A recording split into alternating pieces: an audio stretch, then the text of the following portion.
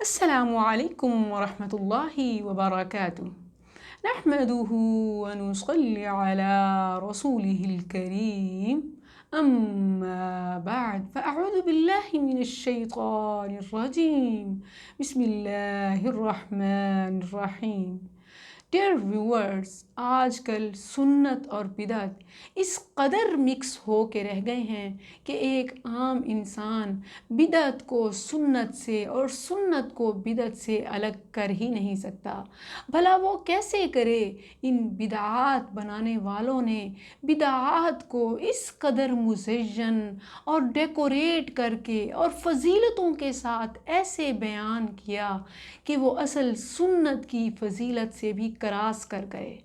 تو ایک عام انسان جب زیادہ فضیلت والی چیز کو دیکھتا ہے اور سنتا ہے تو وہ آنکھیں بند کر کے اس کے پیچھے چل پڑتا ہے، یہ پرواہ کیے بغیر کہ اصل سنت کیا ہے، کیونکہ ہم تحقیق تو کرتے نہیں ہیں۔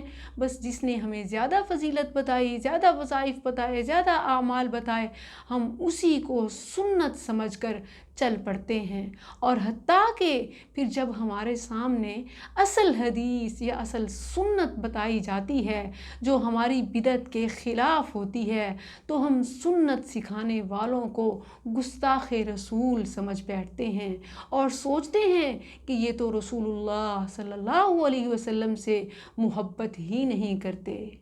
ویورز، ہمیں سوچنا ہوگا، یہ بدعات بتانے والے یہ دیکھنے میں ہی ایسے مہذب اور دیکھنے میں ایسے پکے نمازی اور مذہبی گھرانوں کے لگتے ہیں کہ ہم سوچ ہی نہیں سکتے کہ ان کا بدعت سے کوئی تعلق ہوگا۔ بالکل قیامت کے دن بھی ایسے ہی ہوگا۔ رسول اللہ صلی اللہ علیہ وسلم دور سے جب انہیں دیکھیں گے تو پہچان جائیں گے، کیونکہ وضو کر کر کے ان کے اعضائے وضو چاندی کی طرح چمک رہے ہوں گے۔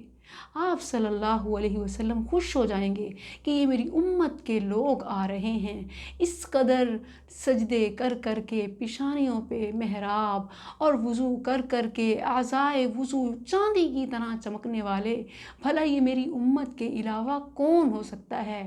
دیکھیے ایسے لوگوں کا کیا حال ہوگا۔ صحیح بخاری کی حدیث ہے، سہل بن سعد رضی اللہ عنہ سے مروی ہے، رسول اللہ صلی اللہ علیہ وسلم نے فرمایا، انی فرطکم علی الحوض، میں حوض کوثر پر تمہارا میزبان ہوں گا، حوض کوثر سے تمہاری میزبانی کروں گا۔ من مر علی شرب، جو میرے پاس سے گزرے گا وہ حوض کوثر پیتا جائے گا۔ وَمَن شَرِبَ لَمْ يَظْمَأْ أَبَدًا، اور جس نے ایک بار حوض کوثر پی لیا وہ پھر کبھی پیاسا نہیں ہوگا۔ لَيَرِدَنَّ عَلَيَّ أَقْوَامٌ أَعْرِفُهُمْ وَيَعْرِفُونِي، اچانک میرے سامنے ایک ایسا گروہ آئے گا جنہیں دیکھتے ہی میں پہچان جاؤں گا، وہ میری امت کے لوگ ہوں گے اور وہ بھی مجھے پہچان جائیں گے۔ فَيُحَالُ بَيْنِي وَبَيْنَهُمْ، پھر اچانک ان کے درمیان اور میرے درمیان رکاوٹ ڈال دی جائے گی۔ فَأَقُولُ إِنَّهُمْ مِنْ أُمَّتِي، تو میں بولوں گا کہ یہ تو میری امت ہے۔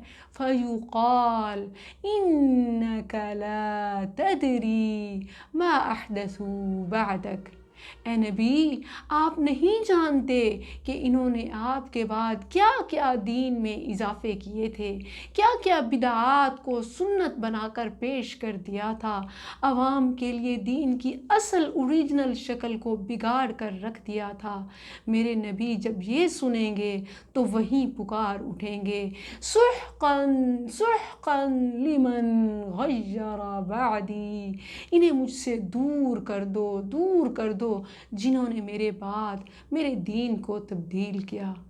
ویورز، ایک بات یاد رکھیے، شیطان کبھی بھی کسی گناہ گار کے گناہ کرنے سے اتنا خوش نہیں ہوتا جتنا وہ کسی بدعتی کی بدعت سے خوش ہوتا ہے، کیونکہ گناہ گار جب گناہ کرتا ہے تو اس پر نادم ہوتا ہے، رب سے توبہ و استغفار کرتا ہے اور اللہ اس کے گناہ کو ایسے معاف کر دیتا ہے گویا اس نے گناہ کیا ہی نہیں۔ لیکن بدعتی بدعت کو چونکہ سنت سمجھ کر رہا ہوتا ہے تو وہ اس سے باز آنے کا، رکنے کا سوچ تک نہیں سکتا۔ اسی لیے شیطان خوش ہو جاتا ہے۔ اس کی اصل فتح اور اصل کامیابی یہ ہے کہ وہ اس امت کو، وہ امت محمدیہ، وہ مسلمانوں کو بدعت پر لگا دے، کیونکہ گناہ تو وہ توبہ کر کے معاف کروا لیں گے، جبکہ بدعت تو وہ سنت سمجھ کر رہے ہیں، تو بھلا اس سے پیچھے کیسے ہٹیں گے؟ آج کل کوئی ہماری شریعت کا، ہمارے دین کا ایسا معاملہ نہیں جو بدعت سے محفوظ ہو، اور بدعت بنانے والوں نے اس بدعت کو اتنی فضیلتوں کے ساتھ بیان کیا کہ ایک انسان ان فضیلتوں کو پانے کی خاطر سنت کو بھلا بیٹھا، اور پھر جب ان کے سامنے سنت لائی جاتی ہے تو وہ اس بدعت پر اس قدر راسخ ہو چکے ہوتے ہیں کہ سر پکڑ کر بیٹھ جاتے ہیں کہ اب اس میں سے سنت کون سی ہے اور بدعت کون سی ہے۔ مزید سونے پر سہاگا یہ بدعات بنانے والے بھی قرآن و حدیث کے نام کا سہارا لیتے ہیں اور ان بدعات کو قرآن و حدیث سے کہیں نہ کہیں موڑ توڑ کر ملانے کی اور ثابت کرنے کی کوشش کرتے ہیں۔ حقیقت میں وہ اس سے ثابت ہو رہی ہوں یا نہ ہو رہی ہوں، تو یہ ٹائم ہے اپنے ایمان کو بچانے کا۔ اپنے نبی سے سچی محبت کرتے ہیں تو اپنی آنکھوں سے اندھیرے پن کی پٹی اتاریے اور سوچئے، چیک کیجئے کہ اصل سنت کیا ہے، کیونکہ یہ سنت کا معاملہ ہے، کوئی عام معاملہ نہیں۔ جزاکم اللہ خیر۔ السلام علیکم ورحمۃ اللہ۔